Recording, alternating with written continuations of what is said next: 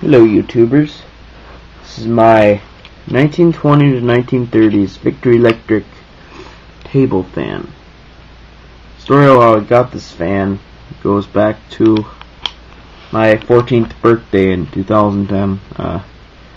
We were in an antique shop just searching for random stuff when I came across this neat little fan. It was completely separate from his friends and cousins who were all on a shelf specially made for fans, and they were all going for over $300. This little guy was only going for $15. So I had gotten an interest in antique fans. Well, not really antique fans, but old fans in general, because my grandparents had given me a 1989 Lakewood P222 box fan, which sadly died a peaceful death this year.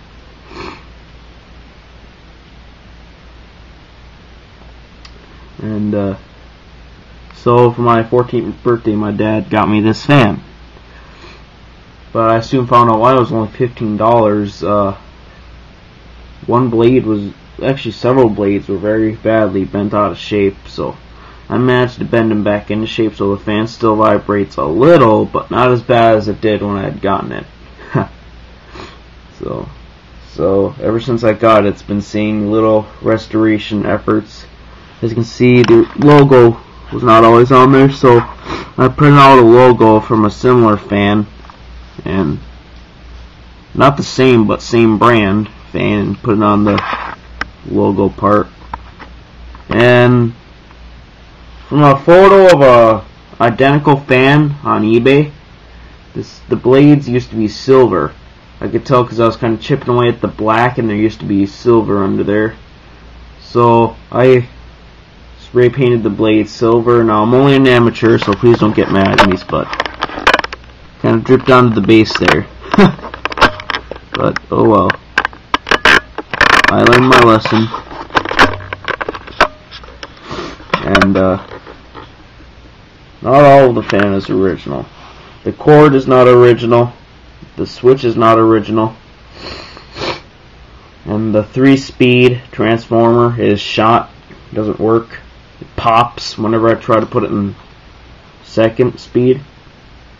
But nonetheless, the fan runs really well for its age. My camera's trying to tip over. Even when I have a tripod, my camera causes problems. Okay, so I'll run the fan for you. Oh, stupid fan. Camera, not the fan. I'm sorry, fan. You're not stupid, the camera is. Alright, so actually neither of them stupid. They don't have brains. Oh.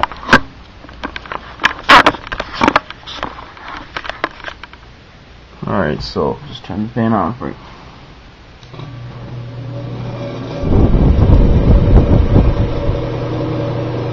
See, it oscillates pretty good. That's not its full extent though. Oh, really oscillate nicely.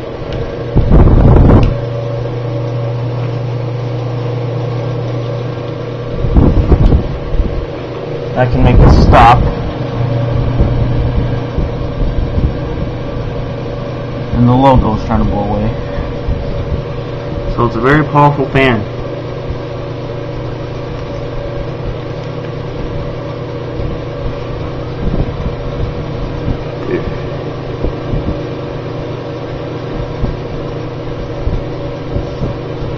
Shut it off.